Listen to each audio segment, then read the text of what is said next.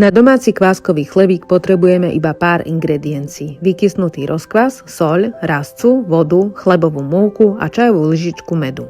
K vykysnutému rozkvasu dávam približne 3/4 vrecka chlebovej múky, 2 čajové lyžičky soli, trošku rastce pre vôňu a čajovú lyžičku medu.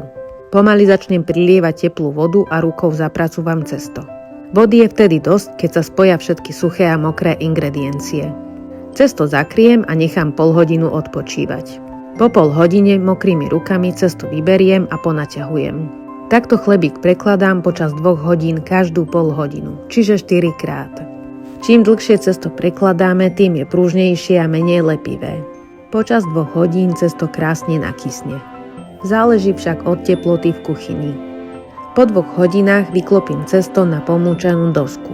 Pripravím si ošatku, cesto trošku ponaťahujem a stočím do ošatky.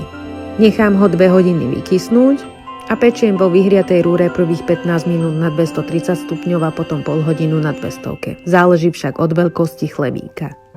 A je hotovo.